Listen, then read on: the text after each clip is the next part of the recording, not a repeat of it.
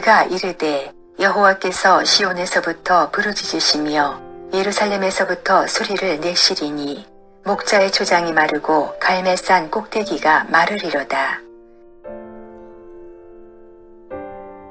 여호와께서 시온에서부터 부르짖으시며 예루살렘에서부터 소리를 내신다는 것은 하나님을 사자에 비유한 것입니다. 특별히 여기서 부르짖음은 사자가 먹이를 사냥하기 위하여 부르짖는 것을 말합니다. 즉 하나님은 먹이를 사냥하여 찢기 위하여 부르짖는 것처럼 심판의 대상을 찾아 부르짖고 계신 것입니다. 이러한 본문 표현은 당시 선민들에게 참으로 충격적인 말씀이라 아니할 수 없습니다.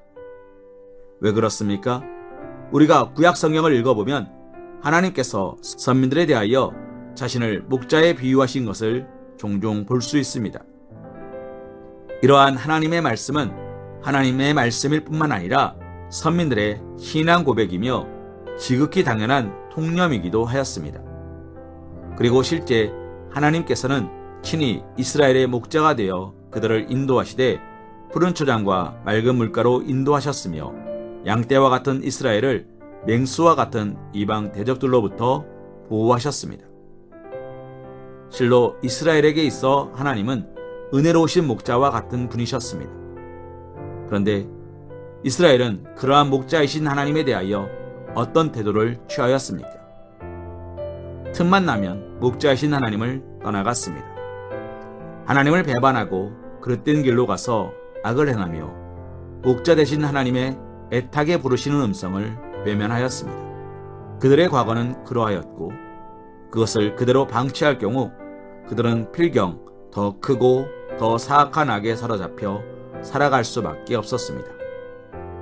그리고 비록 그들이 하나님의 백성이란 이름을 갖고 있다 해도 오로지 악한 일만을 고집한다면 그것은 아무짝에도 쓸모없는 허세일 뿐이며 그들이 내세우는 하나님의 이름을 모독하는 결과까지 초래할 것입니다.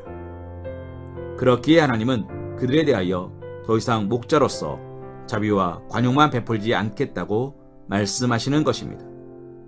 그들의 죄악과 불의에 대하여 더 이상 묵인하지 않고 심판하실 것임을 말씀하시는 것입니다.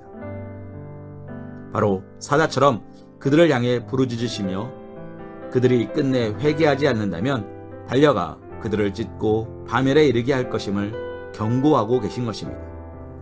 사랑하는 성도님, 우리는 이러한 사실을 통하여 반드시 헤아려야 할 중요한 영적 진리를 발견할 수 있습니다. 그것은 하나님께서 목자와 같이 자애로운 분이시지만 하나님을 떠난 자에게 무서운 맹수와 같이 다가오신다는 사실입니다.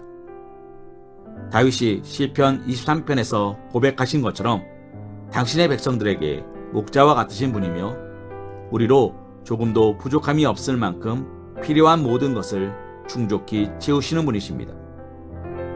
그분은 우리를 먹이시고 쉬게 하시며 우리의 영혼을 소생시키실 뿐만 아니라 우리를 원수의 손에서 지키시며 어떤 위기와 시련의 자리까지도 등이 통과하도록 하시는 분이십니다. 그러나 우리가 그처럼 자애로운 하나님의 보호를 멸시하고 하나님을 떠나 하나님을 거슬러 악을 행한다면 필경 하나님은 사자처럼 우리에게 다가오실 것입니다. 그리고 사자처럼 부르짖으시는 하나님의 경고의 말씀을 들으면서도 죄악을 고집한다면 필경 하나님은 사자처럼 우리를 찢고 멸하는 파멸의 심판을 내리실 것입니다.